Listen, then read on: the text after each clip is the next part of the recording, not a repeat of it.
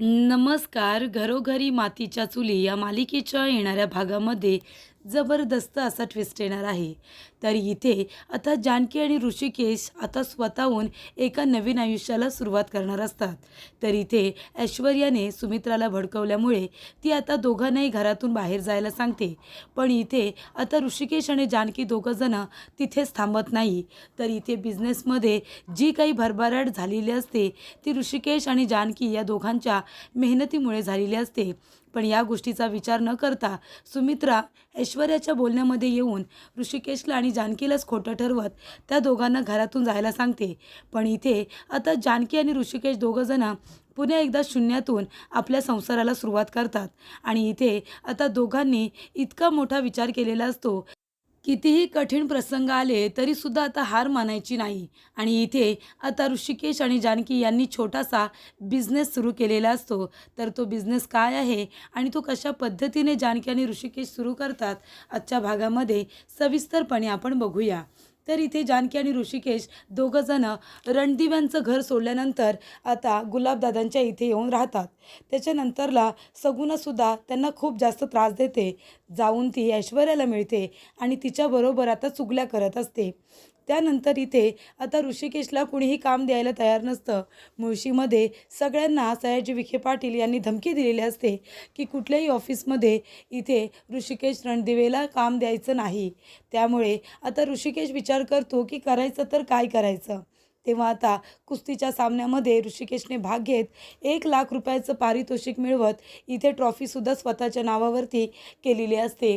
आणि त्यामुळे ऋषिकेश आता विचार करतो की गुलाबच्या इथे राहायचं नाही.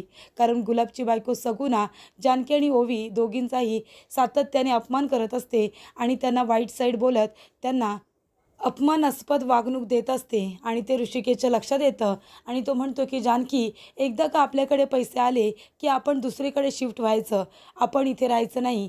मला तुमच्या दोघींचाही त्रास कमी करायचा आहे.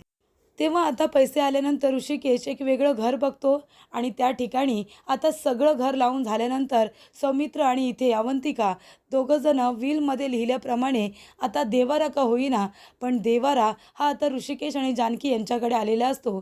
ऋषिकेश देवारा घ्यायला नकार देत असतो.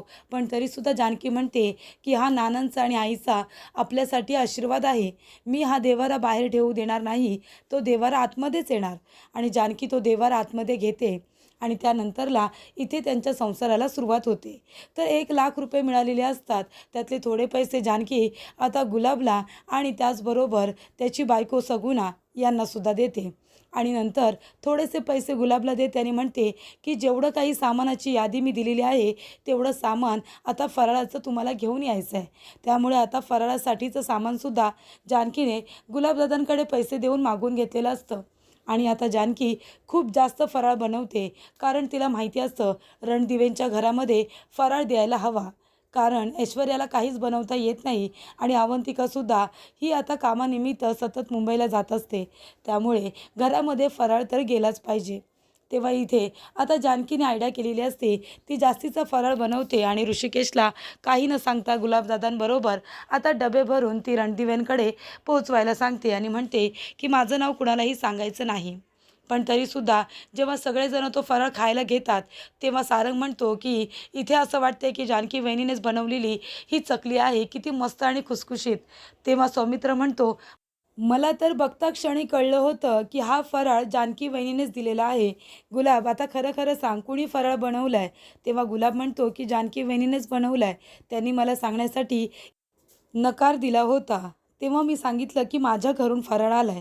खरं तर जानकी वहिनीनेच आम्हाला पैसे दिले होते दिवाळीसाठी आणि त्यातूनच आम्ही सुद्धा फराळ बनवलाय, पण तो नाही आहे हा. तेव्हा इथे सुमित्राला तिची चूक कळते.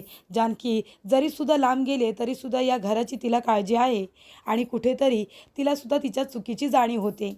त्यानंतरला जानकीने जो फराळ केलेला असतो तो आता देवाला नैवेद्य दाखवल्यानंतर ती आजूबाजूच्या काही घरांमध्ये थोडा थोडा फराळ नेऊन देते.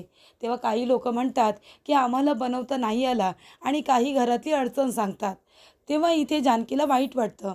तेव्हा ती घरी येते आणि ऋषिकेशला म्हणते की ऋषिकेश, आता तुम्ही बघा ना, दिवाळीचा सीझन चालू झाला आहे. काही लोकांना फराळ बनवायला वेळ मिळत नाही. आपण एक काम करूया का, आपण घरामध्ये जर जास्तीचा फराळ बनवला आणि जर स्टॉल लावला तर तेव्हा आपला छोटासा बिझनेस आपण सुरू करूया.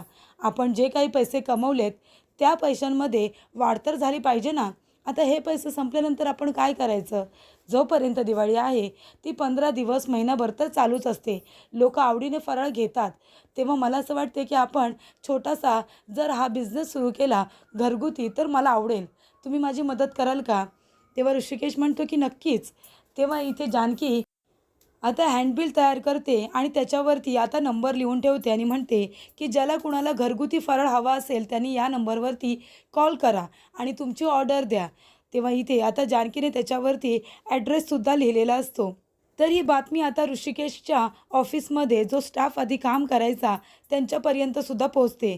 तेव्हा सगळेजण आता ऋषिकेशला भेटायला येतात आणि म्हणतात की सर, तुम्ही ऑफिसला येत नाही. आम्ही सगळेजणं तुम्हाला खूप मिस करतो. ऑफिसमधलं कामकाज हे व्यवस्थितरित्या आता चालत नाही आहे. खूप मोठा प्रॉब्लेम होतो आहे. कंपनीला खूप मोठा लॉससुद्धा सहन करावा लागतो आहे. तेव्हा ऋषिकेश म्हणतो की आता मी ऑफिसमध्ये आणि कंपनीमध्ये दोघांकडे सुद्धा येत नाही आहे. तेव्हा इथे आता सगळेजण आल्यानंतर म्हणतात की आम्हालासुद्धा तुमच्याकडून फराळ घ्यायला नक्कीच आवडेल. तेव्हा जानकी म्हणते, तुम्ही प्रत्येकजण आपल्या नावाची चिठ्ठी लिहा आणि त्याच्यामध्ये तुम्हाला किती फराळ हवा आहे ते लिहून ठेवा.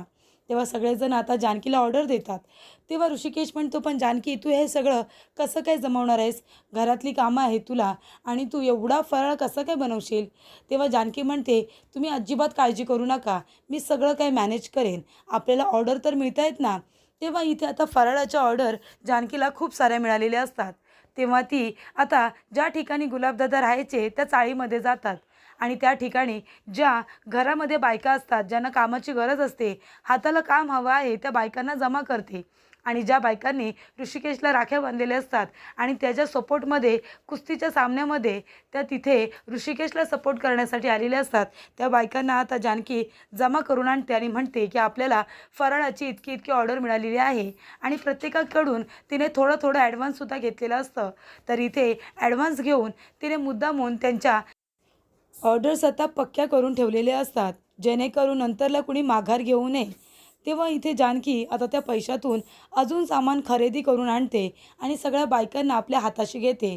तेव्हा ऋषिकेशला असं वाटत असते की जानकी आता एकटी करेल की काय आणि तो मदत करून करून किती करणार. तेव्हा इथे आता बायका आल्यानंतर ऋषिकेशला कळतं की जानकीने तिची अक्कल खूपच छान पद्धतीने वापरलेली आहे आणि त्यामुळे इथे आता सगळ्या बायका जानकीला मदत करतात आणि घरामध्ये आता खूप जणी एकत्र येऊन फराळ आणि त्यांची ऑर्डर खूप पटापटरित्या पूर्ण करत असतात. आणि ज्या दिवसाला ठरल्याप्रमाणे आता जानकी प्रत्येकाची ऑर्डर प्रत्येकाच्या हातामध्ये देते आणि नंतरला त्यांच्याकडून पैसे घेते आणि जेवढ्या बायका तिच्या इथे कामाला आलेल्या असतात त्यांनासुद्धा ते पैसे देते. तर अशा रीतीने तिने आता पार्वती आईंच्या नावाने हा छोटासा बिझनेस सुरू केलेला असतो. तर इथे आता त्यांना या बिझनेसमध्ये चांगलं यश मिळत असतं आणि त्याचबरोबर आता इथे ऋषिकेश म्हणतो की आपल्याला अजून एक गोष्ट करावी लागेल, ते म्हणजे आता शेतीची कामं चालू होणार आहेत. तेव्हा आपण शेतकऱ्यांना बियाणं दिलं तर खूप जास्त बरं होईल आणि इथे आता नोकरी करण्यासाठी त्याने मनाई केलेली असते सयाजी विखे पाटील यांनी. पण आता गावातले शेतकरी हे अजूनही ऋषिकेशच्या बाजूने असतात. ते सगळेजण तर आपल्याकडे बियाणं घ्यायला नक्की येतील. तर ऋषिकेशला आता शेतीमधील आणि बियाण्यामधील खूपच जास्त माहिती असल्यामुळे तो आता बियाणंसुद्धा खरेदी करून आणतो आणि ते शेतकऱ्यांपर्यंत कसं पोचता येईल यासाठी सुद्धा प्रयत्न करतो. त्यामुळे इथे आणि जानकी आणि ऋषिकेश दोघेजण आता एकमेकांना हातभार लावतात आणि दोघे मिळून आता एक छोटासा बिझनेस आपल्या स्वतःच्या घरातूनच सुरू करतात. तेव्हा इथे आता हळूहळू त्यांना त्यांच्या बिझनेसमध्ये चांगलं यश मिळत असतं. त्यांची भरभराट होते. जानकी आणि ऋषिकेश दोघांची साथ, दोघेजण जिथे कुठे एकत्र असतील तिथे ते सोनं करतील हे मात्र ठरलेलं असतं.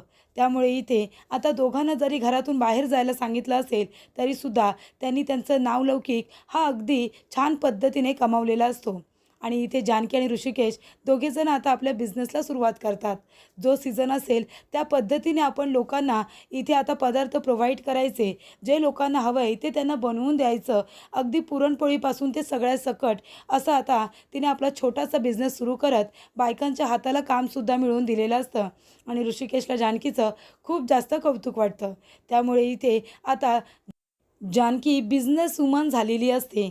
तिने आता स्वतःचं काम सुरू केलेलं असतं. त्यामुळे इथे आता त्यांच्या आयुष्यामध्ये खूपच छान अशी भरभराट होते आणि हे सगळं बघता सुमित्राला तिची चूक ही कळलेली असते. तर ऐश्वर्याला खूपच जास्त लाज वाटत असते, कारण एवढं कट कारस्थानं करून देखील तिला जे बघायचं असतं ते तिला बघता येत नाही. ऋषिकेशला आणि जानकीला भीक मागताना इथे ऐश्वर्याला बघायचं असतं, पण तिचं घाणेरडं स्वप्न काही पूर्ण होत नाही. कारण जानकी ही अन्नपूर्णा असते. तिच्या हाताला खूप जास्त चव असते. जानकी सुगरण असल्यामुळे बिझनेसमध्ये तिला त्याचा खूप जास्त फायदा होतो आणि ते दोघेही सफल होतात.